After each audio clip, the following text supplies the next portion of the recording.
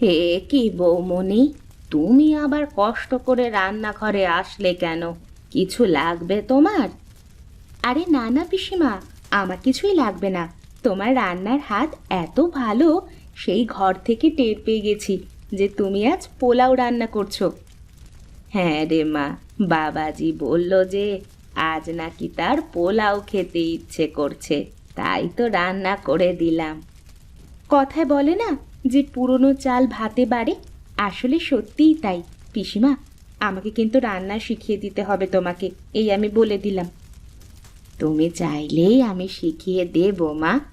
মেয়ে হয়ে রান্না করতে না জানলে যে তার মেয়ে হয়ে জন্ম নেওয়াটাই বৃথা। হুম, সেজন্যই তো শিখতে যাচ্ছি। তোমার তো এখন বয়স হয়েছে, আর কদিনই বা রান্না করতে পারবা? তারপরে তো আমাকেই রান্না করে খাওয়াতে হবে সবাইকে। রান্না করাটা হলো একটা সাধনার বিষয়। মন দিয়ে রান্না করলে যাই রাঁধো কেন, তাতে স্বাদ খুঁজে পাওয়া যাবে।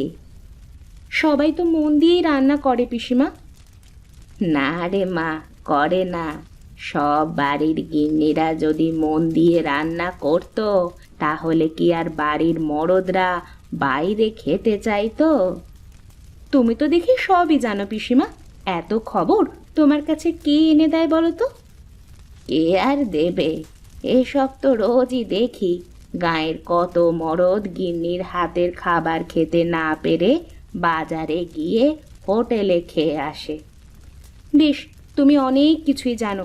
এবার জলদি খাবারগুলো টেবিলে দিয়ে দাও, আমার আর দেরি সহ্য হচ্ছে না। ঠিক আছে মা, তুমি যাও, আমি টেবিলে খাবার দিয়ে দিচ্ছি।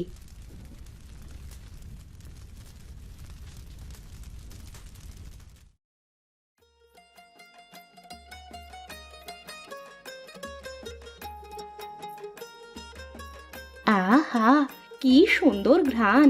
এতেই পেট ভরে যাচ্ছে মনে হচ্ছে। খাবার সামনে নিয়ে বসে থাকতে নেই, তাড়াতাড়ি খেয়ে নাও মা। হুম, খাচ্ছি। কিন্তু তুমি এক কাজ করো। বলো মা, আর কি করতে হবে? তুমি পিসেমশাইয়ের জন্য কিছু পোলাও ভাত সাথে করে নিয়ে নিও। এখন বাড়িতে গিয়ে আবার রান্না করতে গেলে তোমার তো কষ্ট হয়ে যাবে। না না, লাগবে না, আমি বাড়ি গিয়ে রান্না করে নেব। এই যে, এত বেশি তো বোঝা যাবে না পিসিমা। আমি যা বলছি তাই করো। যাও, রান্নাঘর থেকে পিসেমশাই আর সুনীলের জন্য খাবার নিয়ে যাবে। ঠিক আছে মা, এখন তাহলে আমি যাই, তুমি খেয়ে নাও।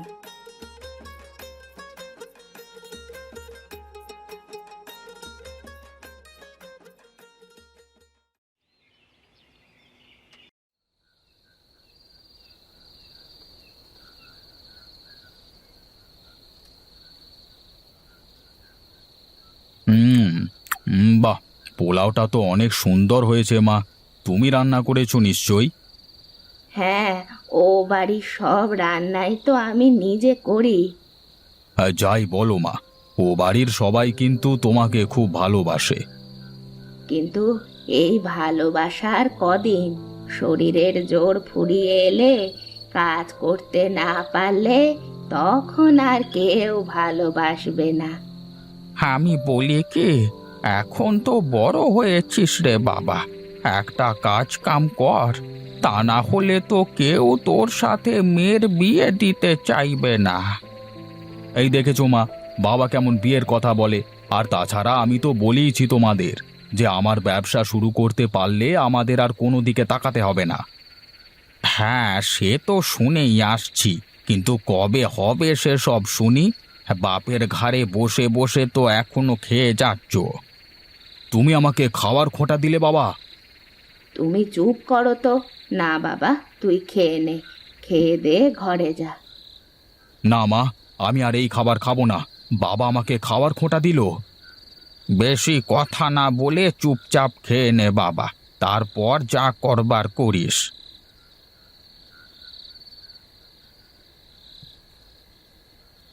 এই সব দোষ তোমার। তোমার জন্যই ছেলেটা না খেয়ে চলে গেল। যেতে দাও। এই বুড়ো বাবা মায়ের মুখের দিকে তাকিয়েও তো কিছু একটা করতে পারে। এত বলে বলে তো আমি আর পারলাম না। এখন দেখা যাক কি হয়। রাগের মাথায় কিছু একটা যদি করে বসে। চিন্তা করো না তো, কিছুই করবে না। তুমি খেয়ে দিয়ে শুয়ে পড়ো গে।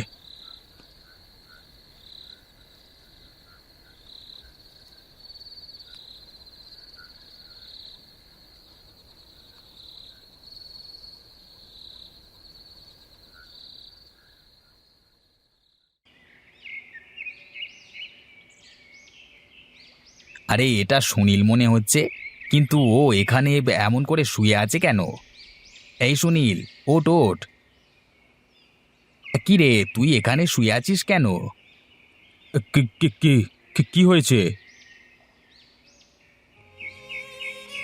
বলছি যে সারা রাত কি এখানে শুয়েছিলি নাকি রে? হ্যাঁ, সারা রাত এখানেই ঘুমিয়েছি। কেন, তোর কোনো সমস্যা? এই দেখো, আমার আবার কিসের সমস্যা? সমস্যা তো তোমার। তা না হলে কি কেউ বাড়ি ছেড়ে এখানে ঘুমায়? আর বলিস নে, কাল একটু শান্তিতে খেতেও পারিনি। সব সময় বাড়িতে ওই বকর বকর শুনতে আর ভালো লাগে না।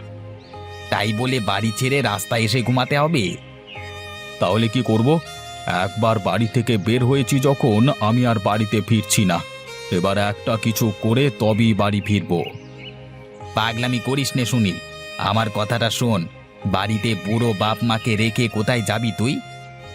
জানি না, তবে নিজের পায়ে না দাঁড়ানো পর্যন্ত আর ঘরে ফিরব না।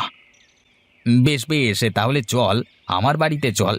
দুটো খেয়ে দে, ঠান্ডা মাথায় চিন্তা করিস। আরে আমারও তো একই সমস্যা। দরকার হলে দুজনে একসাথেই শুরু করব, বুঝলি?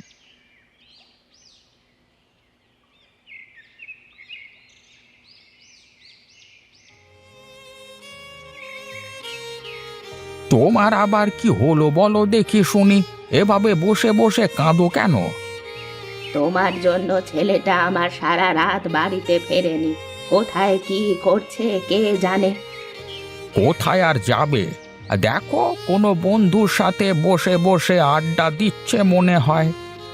দুমুঠো ভাত ও শান্তি করে খেতে দিলে না তুমি ছেলেটাকে। সব সময় কি বলা লাগে সব কথা? তা তোমার ছেলেকে পাই কখন বলো, যে তখন বলবো আমি? তাই বলে খাওয়ার সময় বলতে হবে? তুমি যাও, একটু দেখে আসো পাগলটা আমার কোথায় গেল। আমার পারার মতো নেই, আর শরীরটার ভেতরেও ঠিক ভালো লাগছে না। পারলে তুমি যাও। এই কথাই তো বলতে পারো শুধু। তোমার তো আর কিছু করার মুরদ নেই। কাজ কাম করে এনে তো আমি খাওয়াই তোমায়। এই যে শুরু হয়ে গেল, সারা জীবন তো আমি কামাই করে এনে খাইয়েছি পরিয়েছি তোমাদের। কই, আমি তো কখনো বলিনি, আর এখন আমাকে খোঁটা শোনাচ্ছ? তোমার সাথে কথা বলাই বৃথা। থাকো তুমি, আমি চললাম।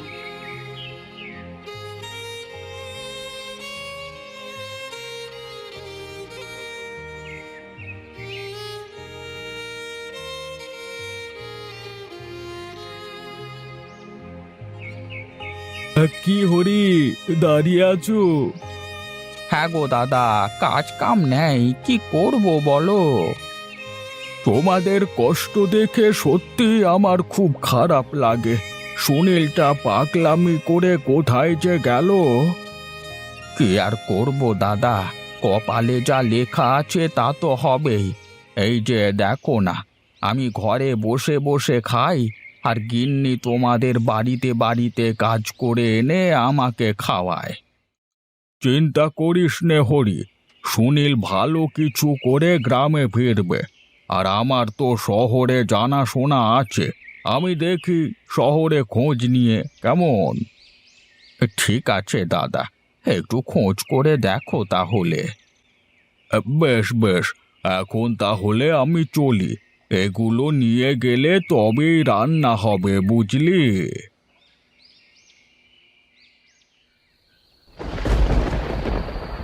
বুঝলে গিন্নি, আজ বেশ বৃষ্টি হবে মনে হয়। হলে আর কি করা যাবে? কেন, তোমার হঠাৎ বৃষ্টির কথা কেন মনে হলো?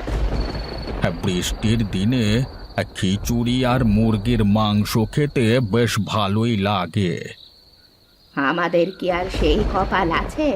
দেখি ও বাড়িতে গিয়ে কি রান্না হয়, ভালো কিছু রান্না হলে নিয়ে আসবো একটু। তাহলে এখন আমি উঠি, আবার ঘুরে আসতে হবে তো।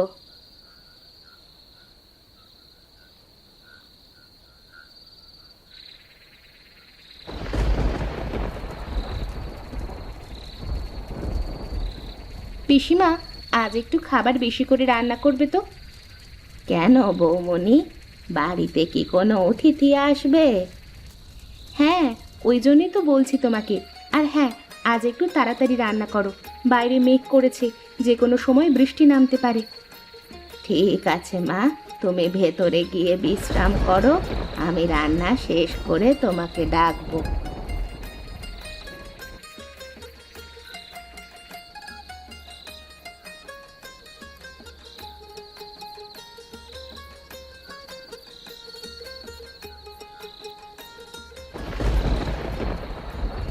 বৌমণি, আমার রান্না শেষ, সব খাবার টেবিলে রাখা আছে।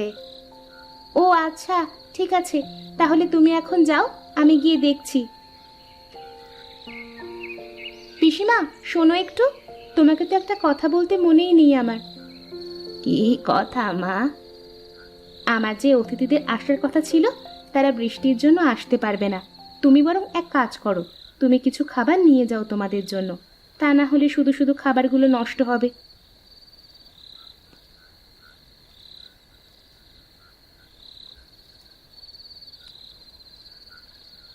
আমি তোমাকে যত দেখি ততই অবাক হই রে মা। তুই আমার ছেলের বউ না হয়ে যদি আমার মেয়ে হতিস রে মা। কেন বাবা, আমি কি এখন আপনার মেয়ে না? শোনো, বিনোদ ফোন করেছিল, ও কালকে বাড়িতে আসবে বলেছে। ওর পছন্দের নারকেল নাড়ু করে রাখতে বলেছে তোমাকে। যাই যাই, আমি ওষুধটা খেয়ে খাবার খেতে আসি, কেমন? ঠিক আছে বাবা, আপনি ওষুধ খেয়ে আসুন, আমি খাবার বেড়ে দিচ্ছি।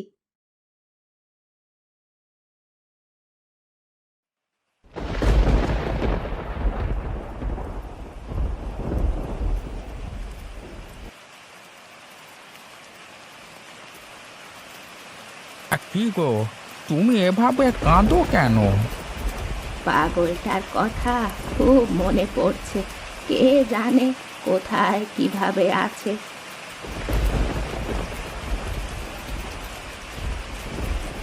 ওগো দেখো, এ কে? আমার সুনীলের মতো মনে হচ্ছে না? হ্যাঁ গো, এ তো আমাদের সুনীল, আমাদের ছেলে। কেমন সাহেবদের মতো দেখাচ্ছে। হ্যাঁ মা, আমি এখন সাহেব হয়ে গেছি। শহরে আমার একটা ব্যবসা দাঁড় করিয়েছি। ওগো, ওগো দেখো, আমার সুনীল আজ অনেক বড় হয়েছে। এখন থেকে আর আমাদের অন্যের বাড়ির রান্না করা খাবার খাওয়া লাগবে না। হ্যাঁ বাবা, এখন আর মাকে কোথাও কাজে যেতে হবে না। এখন তোমরা শুধু বসে বসে খাবে। এই নাও টাকা।